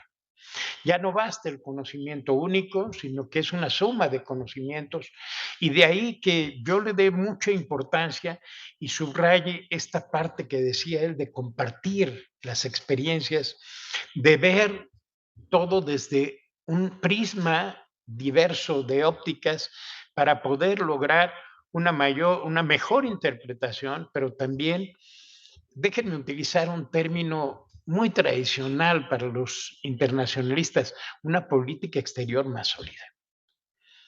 Para que nos sea más familiar esto, si queremos simplemente ver las relaciones México-Estados Unidos a partir de lo que decide la Ciudad de México y Washington, pues sería una visión muy limitada. La relación va más allá, es la relación empresarial, que a veces no coincide o a veces diverge eh, de la propia visión y de los propios objetivos que tengan la Ciudad de México, el gobierno de México con el gobierno de Washington. Hay que verlo desde la perspectiva de los gobiernos subnacionales, pero no solamente a partir de la parte estatal. El Guadalajara, Jalisco, por ejemplo, con California. Hay que verlo también a un nivel mucho menor de los propios condados, con los municipios, con los ayuntamientos, pero al mismo tiempo también las propias organizaciones sociales establecen una serie de vinculaciones. Pensar que una es superior a la otra o que uno tiene mayor impacto que la otra, pues realmente sería muy difícil porque a veces incluso cuando se negaba que hubiera una relación internacional, una relación entre los municipios mexicanos con los condados norteamericanos, bueno, pues los acuerdos de hermanamiento y otro tipo de instrumentos nos demuestran lo contrario. Así que hoy estamos ante una nueva perspectiva de las relaciones internacionales y Noé Cornago nos la trae aquí, nos la presenta, pero también hay diversidad de formas en las que se presenta. Desafortunadamente, somos poco creativos para buscar nuevos conceptos que los expliquen y entonces tomamos el concepto de diplomacia, que es un concepto común, y eso en ocasiones nos lleva a debatir algo tal vez sin sentido. Déjenme abrir un paréntesis aquí y recuerdo muy bien que estando allá en la Universidad del País Vasco, en Bilbao, bueno, muy cerca de Bilbao, le decía yo a Noé, oye, es importante generar definiciones en torno a los nuevos conceptos. Y todavía recuerdo mucho lo que me dijiste, Noé, no es tan importante establecer las definiciones, sino trabajar en su comprensión. Tenía razón. Yo he aprendido muchas veces que en ocasiones hay que dar marcha atrás y decir, pues es cierto, ¿qué importa cómo lo definamos en algún momento si lo importante es que comprendamos el fenómeno y lo podamos explicar? Pero también es cierto que eso nos lleva a una serie de confusiones, porque muchas veces nos dicen, es que los gobiernos estatales, los gobiernos regionales, los gobiernos municipales, los empresarios, las organizaciones sociales no hacen diplomacia. Entonces, ¿por qué le llaman diplomacias? Bueno, yo creo que es un problema de creatividad a veces, ¿no? Pero creo que en el fondo todos los que nos metemos en esto entendemos el concepto y lo que queremos decir. Pero al mismo tiempo, esto tiene una serie de derivaciones, una serie de estrategias.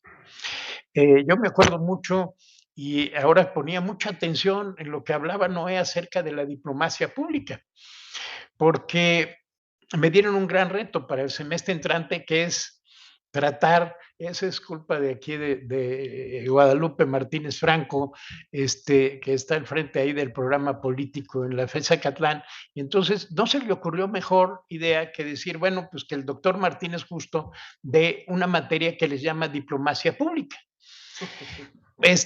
Y cuando empiezo a ver el programa, pues más bien es diplomacia, la diplomacia tradicional. Y va a ser un gran reto cómo acomodo esa parte para explicar la diplomacia pública, que es un concepto que maravillosamente acaba de explicar el profesor Cornajo. Pero eso es una estrategia de la propia diplomacia, como la parte digital. Y muy complicada, porque veo a los colegas embajadores egresados de Acatlán y de la Facultad de Ciencias Políticas intentando hacer diplomacia digital, y la verdad es que más allá de sacar alguna que otra cosa sobre noticias en el Facebook o en el Instagram o en el Twitter, ¿no? No veo que haya algo más estructurado. A lo mejor es porque los académicos no tenemos que trabajar también en eso y poderles ayudar en ese sentido. Pero el profesor Cornago nos habla de estas distintas estrategias que adquiere también la diplomacia. Es una magnífica reflexión y análisis de cómo estamos hoy en día. Y termina además volviendo a ser provocador. Y para los abogados les pone un gran reto. Oigan, hace mucho tiempo que hablamos del derecho consular, por ejemplo, o del derecho internacional. Pero ¿dónde carambas reconocemos, perdón por el término tan académico que acabo de utilizar, ¿verdad? Pero ¿dónde están los cambios desde el punto de vista del derecho internacional, del derecho consular, etcétera, de estas nuevas realidades? Y no lo tenemos.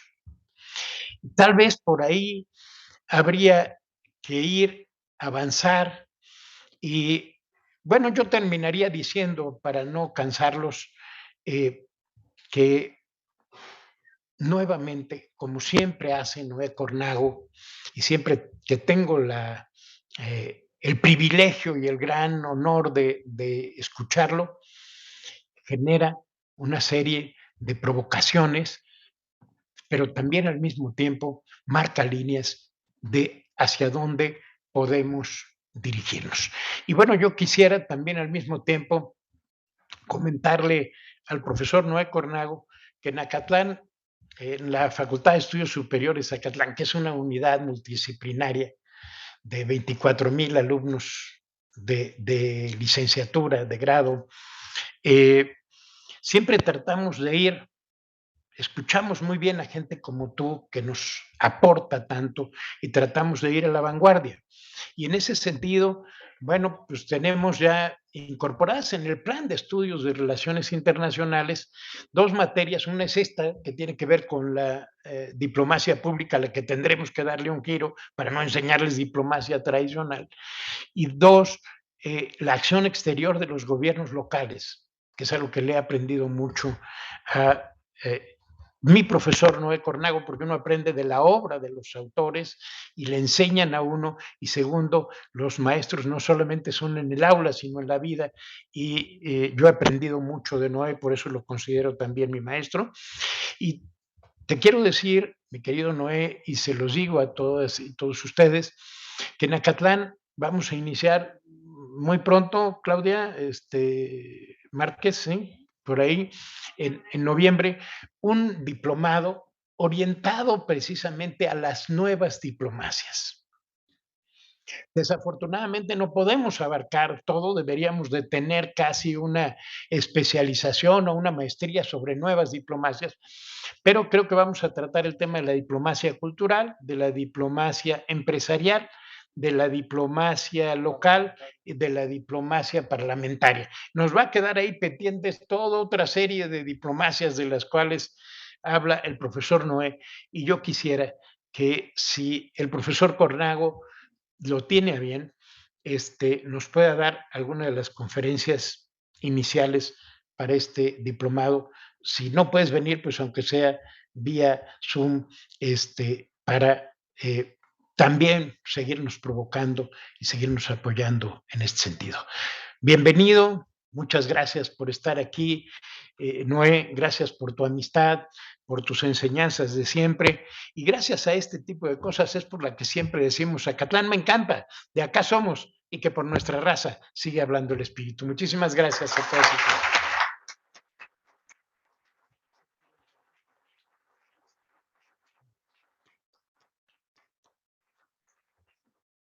Muchas gracias, doctor Martínez Justo. Agradecemos su respuesta, que haya acogido la estafeta de la provocación. Y ahora pasamos, tenemos unos momentos para un intercambio con el doctor Cornago, con el doctor Martínez Justo. Así es que abrimos la ronda de preguntas, comentarios, inquietudes que tuvieran a bien ustedes plantearle a nuestro espléndido conferencista. Adelante, doctora, por favor. En realidad esta ha sido una sesión, ¿se escucha? Sí. Cierto. Esta ha sido una sesión muy rica, muy interesante, entre los conceptos vertidos por Noé y los conceptos vertidos por nuestro querido amigo y compañero Manuel Martínez Justo. Estoy anonadada, estoy en proceso de asimilar todo. La presentación es muy rica, me ha hecho pensar mucho en el origen de nuestra disciplina en relaciones internacionales, y entonces voy atando cabitos y voy atando autores mientras Noé hablaba. Seguramente algunos de ustedes saben que nuestra disciplina en la Facultad de Ciencias Políticas y Sociales surgió como estudios diplomáticos originalmente, desde 1951 hasta aproximadamente 1967, en que cambió a relaciones internacionales. Mucho del meollo, el corazón de lo que ahí se impartía, se ha perdido. Lamentablemente, mucho se ha perdido. Y ahora que estaba hablando Noé, estaba yo reflexionando que incluso ha desaparecido del programa académico por lo menos de la disciplina Bienvenido el Diplomado.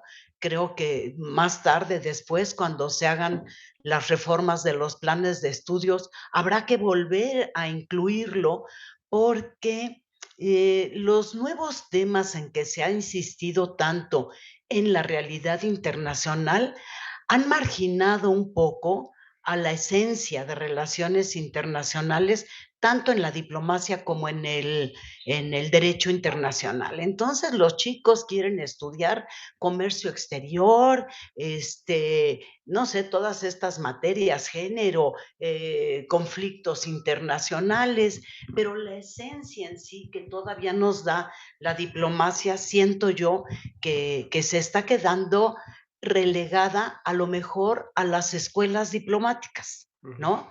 Sí es cierto que en México el Instituto Matías Romero de Estudios Diplomáticos sigue permanentemente haciendo un esfuerzo por resaltar, pero de todo lo que ha expuesto Noé, lo que encontramos en el instituto es la formación de diplomáticos, de representantes del gobierno mexicano, pero toda la gama de diplomacia que hoy nos has presentado, Noé, no tanto. Se estudió bien y mucho en la facultad por parte de la maestra Lucirene Ruiz Sánchez, pero ella le daba un enfoque más a protocolo, que también se ha marginado y también ha desaparecido, ¿no?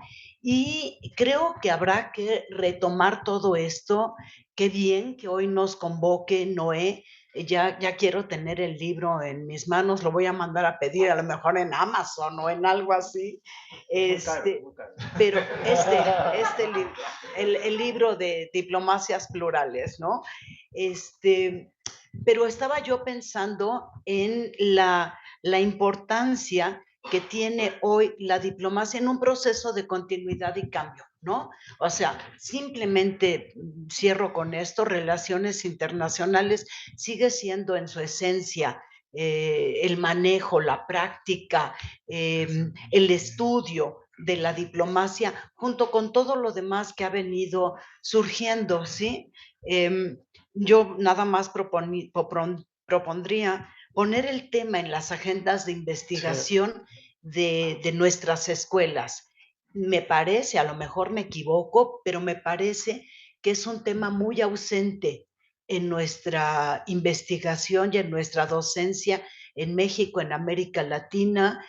Afortunadamente, Manuel Martínez Justo y otros especialistas han puesto énfasis, han puesto atención en unas formas de diplomacia, la diplomacia de las políticas exteriores de las entidades federativas, conocida como paradiplomacia. Por cierto, la primera vez que escuché el término fue el doctor Francisco Aldecoa, quien lo presentó en un congreso hace, me lo saludas, por favor, Noé, cuando lo veas.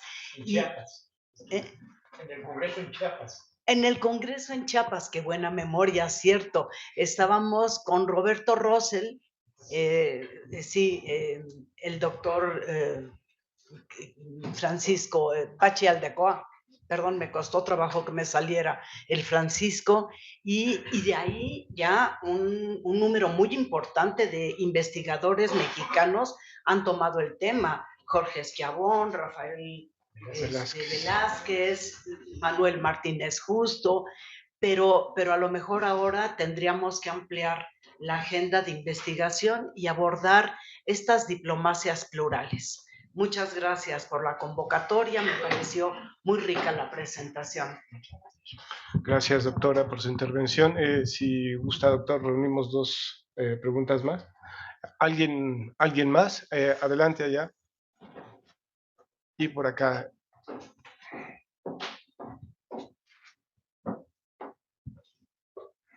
Buen día. Muchas gracias por la conferencia y gracias también por la de ayer. Fueron muy ilustrativas. La de ayer un poquito más teórica y un poquito más densa. La de hoy mucho más amable y rápida para entenderlo. Pero no he conseguido entrar a esas páginas rusas para descargar su libro ilegalmente. Pero quisiera preguntarle acerca de el contenido. Veo que en la conferencia aborda el análisis de las diplomacias más bien en un tema de actores, de quién las realiza. Pero quisiera hoy escuchar su opinión, su análisis acerca de las diplomacias más bien temáticas, porque ha habido también esta tendencia a un movimiento a focalizar la diplomacia independientemente del actor hacia temas muy específicos. La diplomacia cultural, como la mencionan, pero se puede ramificar a diferentes áreas como la gastronómica, la de la música, la de el deporte, la diplomacia medioambiental. Ha habido una diversificación y una atomización aún mayor de la diplomacia, no solo en la amplitud de actores, sino también en la especificidad de temas que se tocan.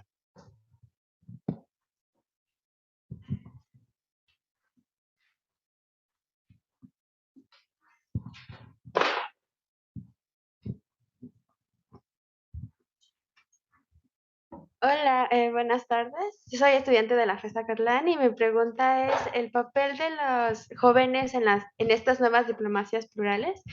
¿Cómo entramos los jóvenes en esas diplomacias? Y si tenemos que nosotros crear un espacio o podemos entrar en varios espacios.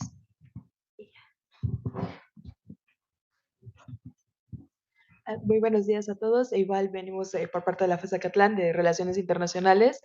Y mi pregunta va más enfocada en este ámbito, como entender a la diplomacia como un medio de reivindicación social, ¿no?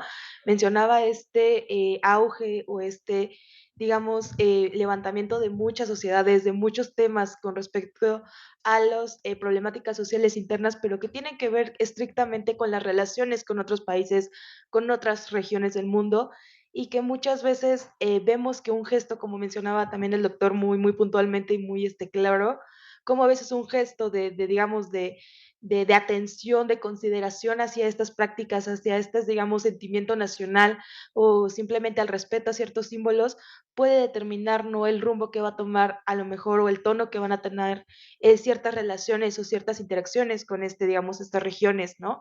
Entonces, preguntar qué tanto podemos investigar desde las relaciones internacionales este factor de reivindicación social, ¿no? Viendo estas nuevas tendencias digamos, del mundo, de cómo se van transformando. Vemos el alza de las izquierdas y las derechas proclamando estos, digamos, discursos histórico-políticos dentro de sus propuestas y que al final se ven reflejadas, ¿no?, en las políticas, tanto internas como externas, ¿no? Entonces, quisiera saber un poquito más de su punto de vista con respecto a este tema y, bueno, creo que sería todo. Muchas gracias por las preguntas. Adelante, doctor. Muchas gracias. Como estoy muy agradecido y muy interesado en los comentarios del doctor Hernández y del doctor Martínez Justo, yo voy a empezar por los estudiantes, ¿eh?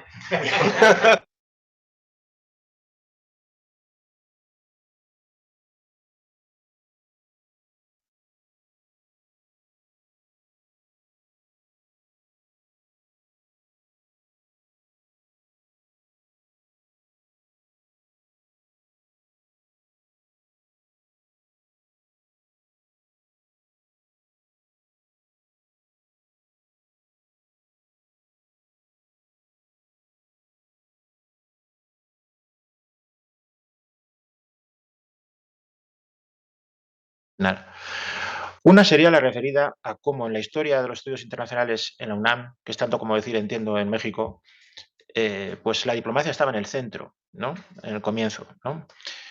Fuera, por supuesto, de la estructura de la Cancillería, me refiero a la universidad, ¿no? Y cómo empezaron como estudios diplomáticos. Normalmente en los años 70, 80, 90 y todavía hoy se solía pensar en términos de estructura, acción y proceso, ¿no? Sobre todo el enfoque así norteamericano se estudia mucho estructura, acción y proceso. Pero la diplomacia es un enfoque diferente, porque la diplomacia es relacional. Es decir, yo creo que lo más característico de la diplomacia, yo diría que ni siquiera es lo internacional, es lo relacional. ¿Y qué quiero decir con esto? Pues que, como he querido sugerir al comienzo, la diplomacia es siempre una solución de compromiso. Puede ser fructífera, puede ser estéril también, pero al menos es una manera de ir trabajando en una coexistencia entre diferentes, en una coexistencia que poco a poco puede ser productiva. Es decir, de la diplomacia no se puede esperar grandísimas transformaciones, para eso están las revoluciones. Incluso a las revoluciones les cuesta mucho sacar adelante esas transformaciones. ¿Cómo no le va a costar a la diplomacia? La diplomacia, sin embargo, ha tenido momentos sublimes en la historia, en que ha podido hacer realmente logros muy importantes. Yo, cuando ahora veo los vídeos que utilizamos en las aulas, ¿no?, de la conferencia de San Francisco, tú ves que por muchos problemas que tuviera el mundo en aquel momento, había algo genuino de encuentro de culturas, de encuentro de pueblos del mundo, de grandes potencias tradicionales, pero de nuevos estados que estaban poniendo en marcha, ¿no?, su independencia. Y eso solo lo produce la diplomacia, ¿no? Y desde la más remota antigüedad eso es lo que le da forma. Entonces, ¿cómo quiero formular esto?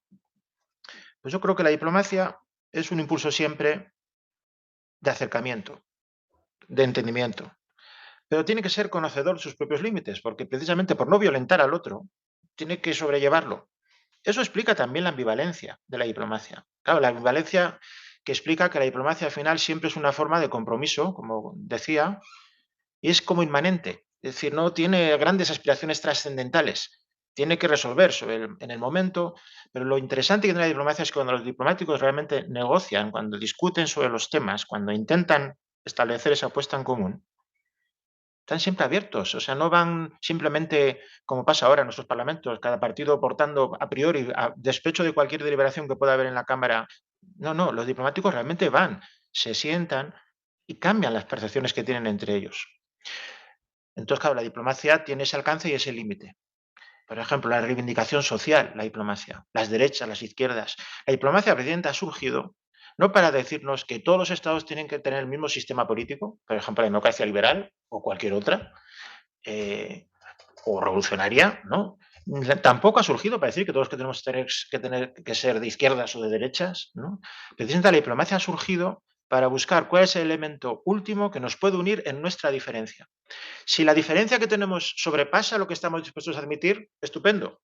pero ya no será diplomacia. O sea, si cierras del todo eso, si por ejemplo no puedes negociar un acuerdo de cooperación educativa o de inmigración con un Estado porque ya su propio sistema político lo desprecias, pues entonces ya no hay diplomacia. Yo soy hijo de inmigrantes en Alemania. En España había un dictador, en Yugoslavia otro en Grecia y otro en Portugal, pero no había ningún impedimento para que todos esos gobiernos de esos dictadores negociaran acuerdos de inmigración bastante bien organizados, con Austria, con Suiza, con Bélgica, con Alemania. Hoy en día eso es algo que ni se concibe, ¿no? Firmar un acuerdo de inmigración, no sé, con Afganistán ahora, ¿no? Algo así, ¿no? Me explico. La diplomacia lo que nos ha enseñado es precisamente eso. Si eso os parece poco, entonces tenemos la antidiplomacia, que es la tentación ante lo diferente de convertirlo en lo idéntico. Las cruzadas, la yihad, en fin, la revolución permanente, lo que queráis. Pero eso también tiene sus propios problemas. Esa aspiración tan grande, trascendente, ¿puede lograr la utopía? Seguramente no, pero más a menudo lo que produce es una distopía. En general es lo que produce la guerra. Entonces, desde ese punto de vista, yo creo que el situar de nuevo en el centro de los estudios internacionales la diplomacia nos permite recuperar esa riqueza que viene desde muy, muy, muy lejos. Por ejemplo, la otra observación que nos hacía el joven en relación a las diplomacias no de actores, digamos, sino de temas. Si la diplomacia de tema es la diplomacia cultural, pero se convierte al final en vender la cultura propia, es decir, exportar el cine, exportar la literatura, pues bueno, está bien, ¿no? Pero eso no es diplomacia. La diplomacia cultural sería ver de qué manera, por ejemplo, a través de la literatura se crean relaciones, imaginarios, percepciones acerca de, por ejemplo, el boom de la literatura latinoamericana. Bueno, eso situó culturalmente a una Latinoamérica contemporánea en el mundo.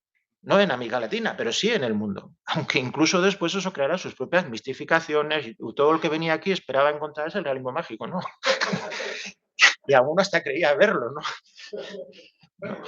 Lo vemos todos los días.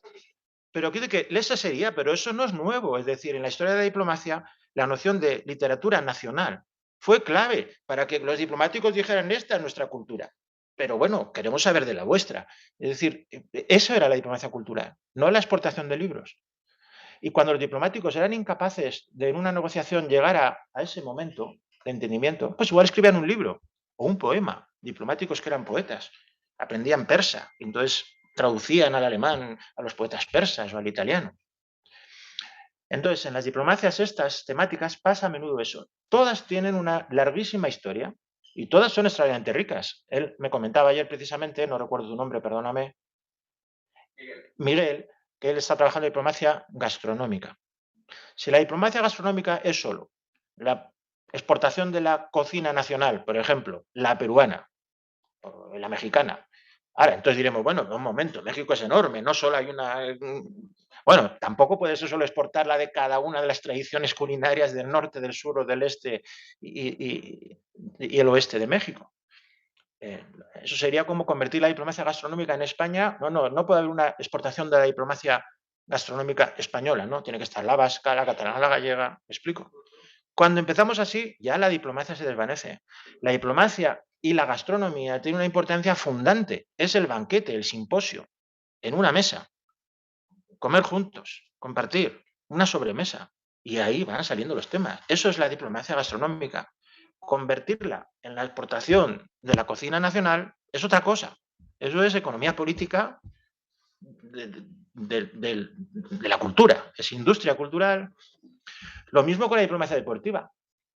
Exactamente lo mismo. Es decir, la grandeza del deporte en sus mejores momentos está en eso, en poder lidiar una disputa a través de un campo simbólico, esto lo explica muy bien Raymond Aron, ¿no? Con el campo de fútbol, ¿no? Donde realmente, pero no es para que después haya una guerra, ¿no? Como las guerras del fútbol, ¿no? Sino para que no la haya, ¿no?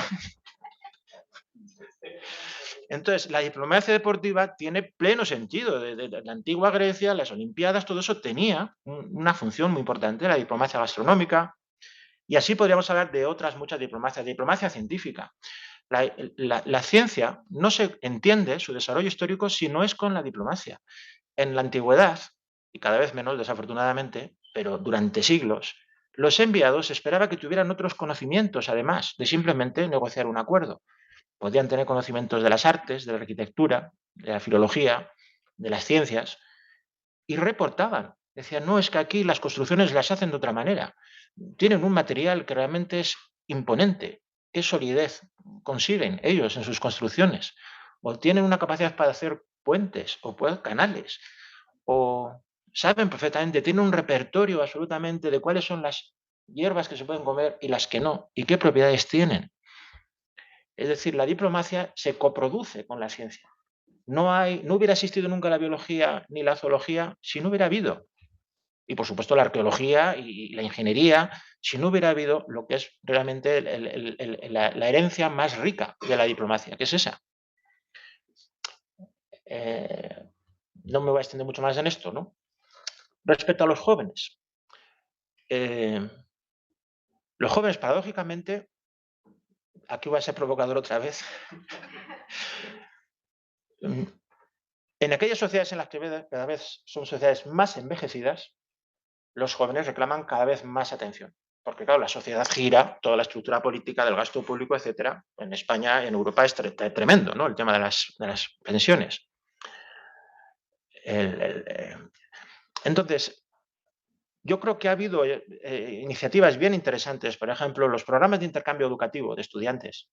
Si los concebimos un poco a la manera del programa, por decir algo, el Fulbright, ¿no? Que se trata de buscar una especie de lealtad para siempre. Te ofrecen una beca y ya te vuelves pro gringo toda la vida, ¿no? Pero ese enfoque no, eso no es tampoco diplomacia, eso es una política de influencia, ¿no?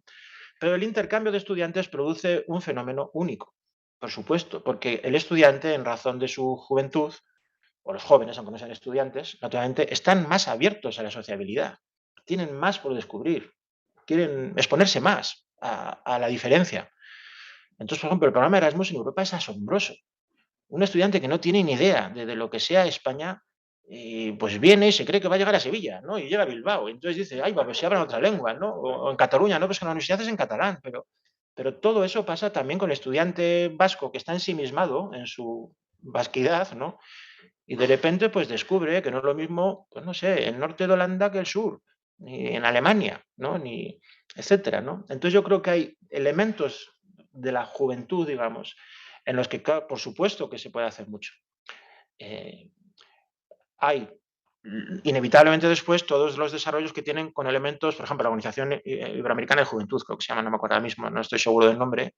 Es decir, claro, no se puede evitar también una cierta institucionalización. Esa institucionalización supone una contención de ese elemento así vivo, ¿no? En dinámico, ¿no? Propiamente juvenil.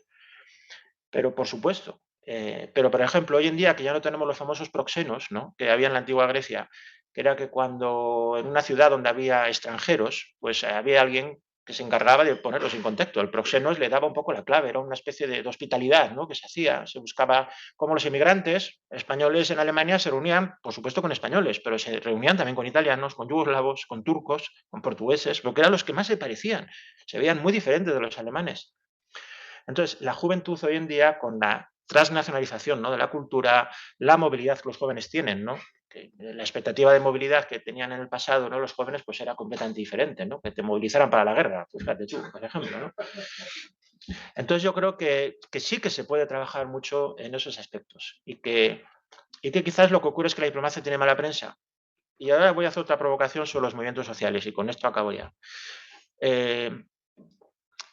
Los movimientos sociales transnacionales pues dijeron, bueno, somos ya influyentes, tenemos capacidad de movilidad, de movilización, de influencia, tenemos que reunirnos, tenemos que hacer una cumbre, ¿no? Entonces empezó el proceso también de Porto Alegre, todo eso.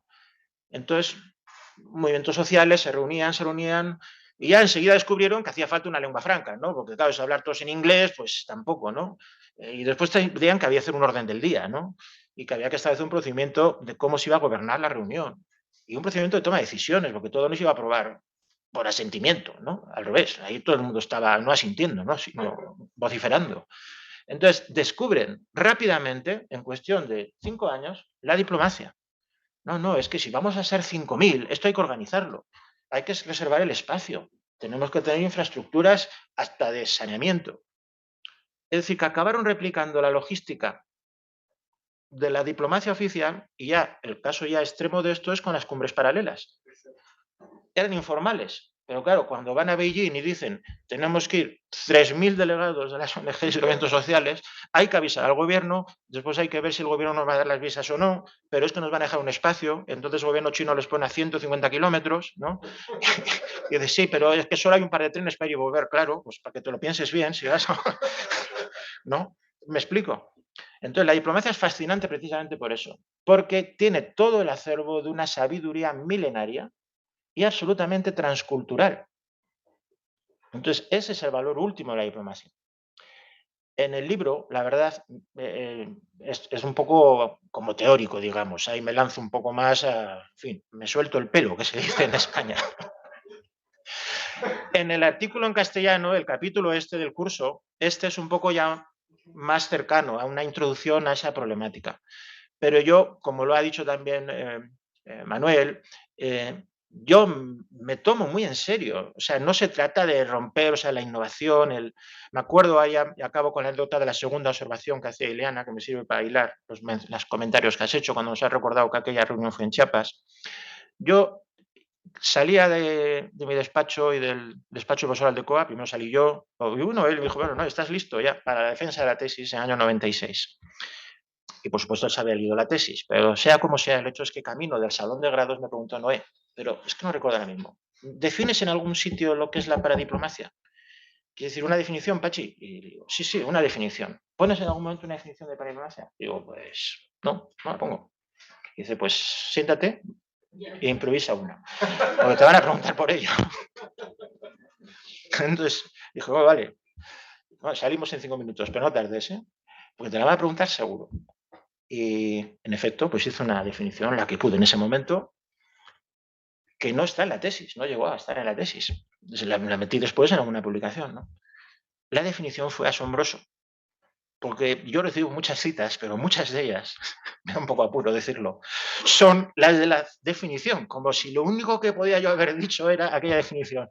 Hay quien no, hay quien te cita de otra manera, pues con otros temas que aparecen por aquí o por allá, las cosas más raritas, pero hacer aquella definición. Después yo comprendí por qué tantos autores hacen definiciones. Definición de régimen internacional de Krasner. ¿No? ¿Te tienes que conformar con ella? No, puedes hacer otra, puedes enmendarla, puedes darle la vuelta.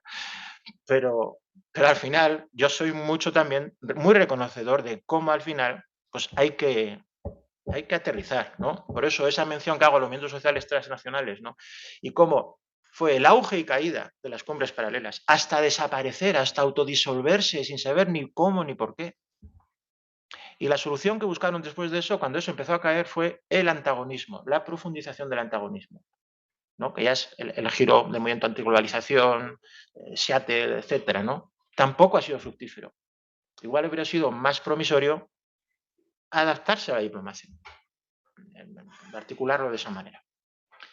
Bueno, muchísimas gracias. No os quiero demorar más, ya me había dedicado mucho tiempo. Doctor espléndido.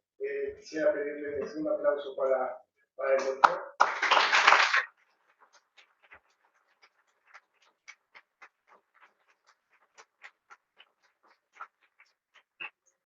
Para cerrar esta espléndida sesión, darle un reconocimiento al doctor Noé Cornago por su espléndida conferencia magistral.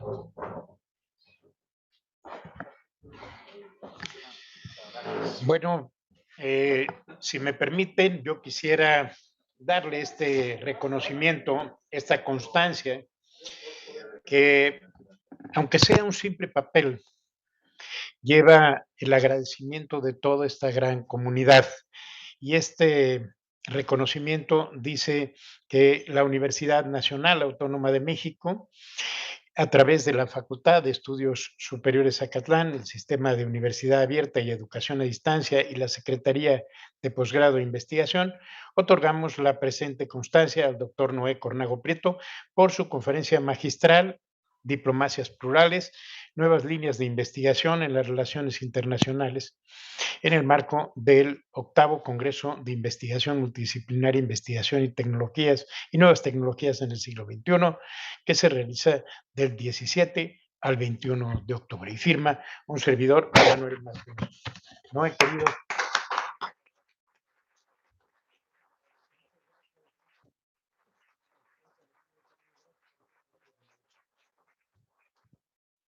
Gracias. Así empezó la diplomacia, ¿no? Con un Así, diploma. con un diploma. Y Yo como, todavía credencial, así empieza la cosa.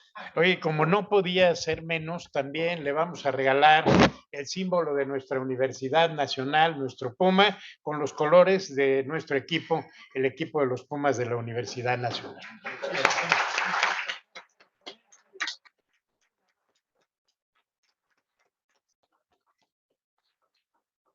Muchísimas gracias. De igual manera, quisiéramos entregar esta constancia a nuestro director por sus comentarios a la ponencia, a la conferencia magistral. Me permito dar lectura. La Universidad Nacional Autónoma de México, a través de la Facultad de Estudios Superiores de Acatlán, el Sistema Universidad Abierta y Educación a Distancia y la Secretaría de Posgrado de Investigación otorgan la presente constancia al doctor Manuel Martínez Justo por sus comentarios a la conferencia magistral Diplomacias Plurales, Nuevas Líneas de Investigación en las Relaciones Internacionales, en el 8º Congreso de Investigación Multidisciplinaria y Nuevas Tecnologías en el Siglo XXI, realizado del 17 al 21 de octubre. Muchas gracias, doctor. Muchas gracias.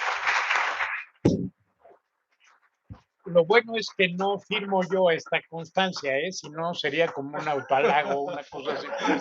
Gracias, Roberto, muchas gracias. Muchas gracias a todos y que pasen muy buen día.